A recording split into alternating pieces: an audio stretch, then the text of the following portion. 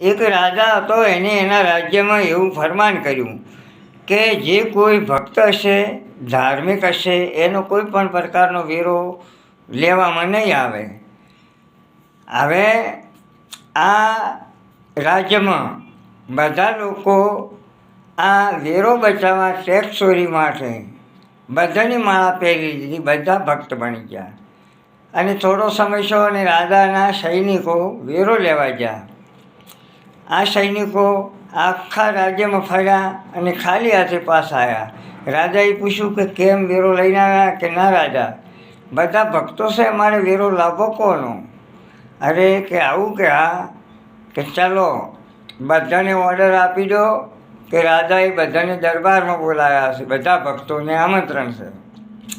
બધા ભક્તો તો ખુશખુશાલ થઈ અને દરબારમાં આવી ગયા. એમને એવું લાગ્યું કે રાજા રીઝા હશે એટલે કંઈક આપશે, કંઈક સન્માન કરશે, આવી ગણતરીથી આવી ગયા. રાજાએ બધાને એક હોલમાં બેસાડી દીધા અને પૂછ્યું કે તમે બધા ભક્ત થઈ ગયા, કોઈ વેરો આપતું નથી, પણ તમારે પરીક્ષા આપવી પડશે. કે શું રાજન?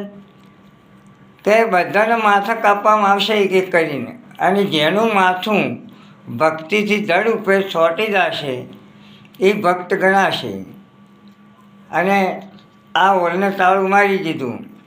હવે પહેલાં બધા વિચારવા લાગ્યા કે હવે મરવાનું છે, એટલે અહીંને ઉપર એક ફોડું પાડ્યું અને એક એક એક એક કરીને વ્યક્તિઓ બધા નાસી છૂટ્યા.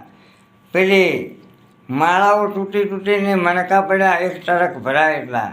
અને સવારે જોયું તો એક જ વ્યક્તિ અંદર હતો, બધા જતા રહ્યા.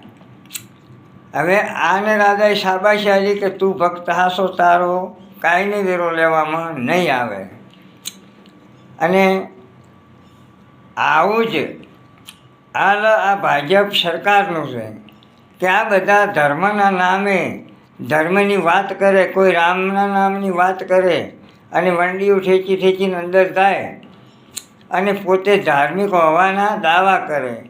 ખરેખર જો અમની પરીક્ષા થાય તો આ બધા કેટલા પાણીમાં છે ને કેવા ભક્ત છે એ ખબર પડી જાય.